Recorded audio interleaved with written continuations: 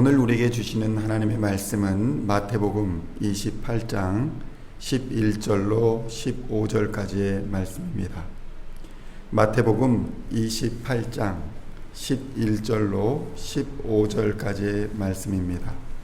제가 가지고 있는 성경은 신약성경 73면 내지는 52면에 있습니다. 함께 한 목소리로 봉독하겠습니다. 여자들이 갈 때 경비병 중 몇이 성에 들어가 모든 된 일을 대제사장들에게 알리니 그들이 장로들과 함께 모여 의논하고 군인들에게 돈을 많이 주며 이르되 너희는 말하기를 그의 제자들이 밤에 와서 우리가 잘 때에 그를 도둑질하여 갔다 하라. 만일 이 말이 총독에게 들리면 우리가 권하여 너희로 근심하지 않게 하리라 하니 군인들이 돈을 받고 가르친 대로 하였으니 이 말이 오늘날까지 유대인 가운데 두루 퍼지니라. 아멘. 오늘은 마태복음 28장 11절로 15절까지의 말씀을 본문으로 진리를 증거하는 자라는 제목으로 은혜의 말씀을 함께 나누고자 합니다. 요즘 우리는 다양한 매체 속에서 아주 다양한 정보들을 접하며 살아갑니다. 이전 세상에서는 알기 어려웠던 소식들도 들을 수 있습니다. 더구나 인공지능의 등장으로 자신에게 맞는 또는 선호하는 뉴스만을 선별적으로 제공해 주기도 합니다. 이러한 다양한 뉴스 속에서 이야기들의 홍수 속에서 시간을 지내다 보면 정말 중요한 것을 하지 못하고 지나가 버릴 때도 있습니다. 세상은 중요하다고 열심히 이야기하는데 가만히 살펴보면 전혀 나하고는 관련이 없는 정치인들 이야기이거나 연예인들 이야기 아니면 외국의 이야기들, 그런 이야기들이 대부분입니다. 여러분은 어떤 이야기에 가장 관심이 있습니까? 과연 그러한 이야기들로 우리의 삶이 좀 더 풍요로워지고 있습니까? 본문에는 예수님의 부활 사건이 등장합니다. 예수님의 무덤을 지키다가 초자연적인 역사와 더불어 예수님의 부활 사건을 파수꾼들이 목격한 것입니다. 그러나 이들의 반응이 어땠을까요? 그들은 예수님의 부활을 믿지 않았을 뿐만 아니라 부활을 부인했습니다. 그들의 생각과 상식으로는 도저히 믿을 수가 없는 것이었습니다. 그렇다면 그들은 왜 이렇게 반응했던 것일까요? 오늘날도 복음에 대해 이렇게 반응하는 사람들이 매우 많습니다. 파수꾼의 반응을 통해서 우리가 무엇에 관심을 가지면 진실을 외면하고 심지어 진실을 부정하게까지 되는지 살펴보고자 합니다. 첫 번째로, 영적인 관심이 없으면 우리는 진리를 부정하게 됩니다. 무덤을 지키던 병사들이 부활 사건을 목격하고도 믿지 못했다는 것은 그들이 그리스도의 부활에 아무런 관심을 갖고 있지 않았다는 것을 의미하기도 합니다. 실제로 진리에 관심이 없는 사람들은 영적인 것에 관심이 없는 경우가 많습니다. 이러한 영적 무관심은 불신앙보다 훨씬 심각한 신앙의 적입니다. 불신앙은 증거를 통해서 신앙을 깨우칠 수 있겠지만 무관심은 어떤 증거를 보여주어도 또 어떤 말씀을 들려주어도 깨우칠 수가 없다는데 그 심각성이 있는 것입니다. 성도 여러분, 그래서 우리는 깨어 있어야만 하는 것입니다. 마태복음 13장 14절에 이르시기를 이사야의 예언이 그들에게 이루어졌으니 일렀으되 너희가 듣기는 들어도 깨닫지 못할 것이요 보기는 보아도 알지 못하리라. 아멘. 오늘의 코로나19 사태를 경험하게 하시는 이유가 무엇일까? 이것을 깊이 생각하고 우리의 악함을 회개하며 전능하신 하나님 앞에 적극적으로 깨어서 나아가는 성도님들 되시기를 우리 주님의 이름으로 간절히 축원드립니다. 둘째로, 돈을 사랑하게 되면 우리는 진리를 부정하게 됩니다. 수많은 사람들이 비즈니스 때문에, 경제적인 이익 때문에 신앙을 포기합니다. 예수님의 무덤을 지키고 있던 병사들이 부활을 부인하고 심지어 거짓말까지 하게 된 것은 사실은 돈 때문이었습니다.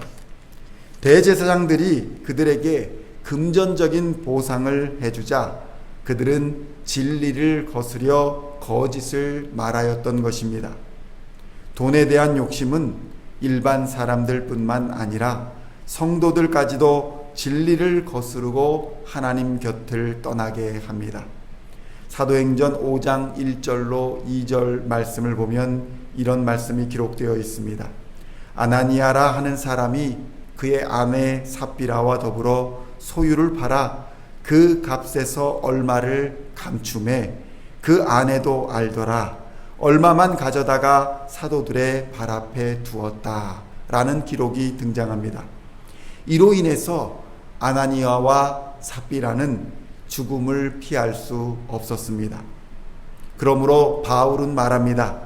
돈을 사랑함이 일만하게 뿌리가 된다고 하였고, 야고보는 또 말하기를 욕심이 잉태한 즉 죄를 낳는다고 증언하였습니다. 성도 여러분, 신앙인들은 돈에 대한 욕심을 버려야 합니다. 돈을 벌지 말라는 의미가 아닙니다. 돈을 능력껏 힘써 벌되 돈 버는 일과 그 돈을 지키는 일이 하나님을 섬기는 일보다 앞서서는 안 된다라는 의미인 것입니다. 삶의 우선순위를 하나님의 일에 두시고 재물을 잘 사용하시고 관리하시는 청지기의 삶을 감당하는 우리 시온의 성도님들 다 되시기를 우리 주 예수님의 이름으로 축원드립니다. 마지막으로, 세상의 권력을 두려워하게 되면 우리는 진리를 부정하게 됩니다. 병사들이 진리의 눈을 감았던 이유는 대제사장들과 당시 권력층의 협박을 두려워했기 때문입니다. 예수의 시신이 없어진 사실로 그들은 처벌을 받을 수 있었습니다. 진리를 말할 때에 자칫 세상의 권력으로부터 핍박을 받는 상황이 우리 앞에 벌어질 수 있다는 것입니다. 포스트 모던 사회에서 동성애를 비롯한 성정체성과 인종차별 등의 이슈가 권력이 되어서 그것과 다른 성경의 말씀과 복음을 이야기하면 이 땅에서 핍박을 받는 상황이 우리 앞에 벌어집니다. 성도 여러분, 그러한 상황은 초대교회로부터 지금까지 세상 권세와 하나님의 권세 사이에서 항상 벌어지는 일들이었습니다.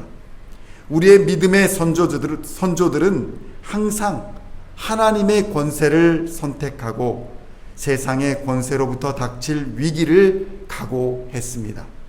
그 이유는 단 한 가지, 하나님의 권세가 세상의 권세보다 위에 있다는 진리에 눈을 감지 않았다는 것입니다. 세상 권세는 우리 몸은 죽여도 영혼은 능히 죽일 수 없다는 사실을 우리는 기억해야 합니다. 마태복음 10장 28절의 말씀입니다. 몸은 죽여도 영혼은 능히 죽이지 못하는 자들을 두려워하지 말고 오직 몸과 영혼을 능히 지옥에 멸하실 수 있는 일을 두려워하라. 아멘.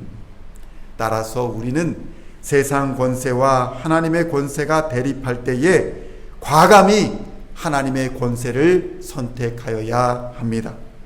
그것이 당장에는 고난에 처할 수 있으나 결국에는 영원히 사는 길임을 깨달아야 한다는 것입니다. 마태복음 16장 25절의 말씀입니다. 누구든지 제 목숨을 구원하고자 하면 잃을 것이요 누구든지 나를 위하여 제 목숨을 잃으면 얻으리라. 아멘. 마태복음을 이제 마무리하면서 진리의 수호자로서 우리는 순교자의 신앙을 가지고 오늘도 예수님과 함께 승리하며 살아가야 한다는 목표를 가지게 됩니다. 이 목표 속에서 우리 시온의 성도님들이 다 승리하며 예수님의 발자취를 따라가시는 오늘 하루가 되시기를 우리 주 예수님의 이름으로 간절히 축원드립니다. 기도하시겠습니다. 하나님 아버지 감사합니다. 마태복음을 통하여 하나님의 사랑과 계획 그리고 진리의 말씀을 매일매일 들려주시니 감사합니다. 이제 영적으로 깨어있게 하시고 재물에 우리의 우선순위를 빼앗기지 않게 하시고 세상 권세보다 하나님의 권세에 굴복하고 자복하는 신앙인들이 되게 하여 주시옵소서. 예수님의 이름으로 기도하옵나이다. 아멘.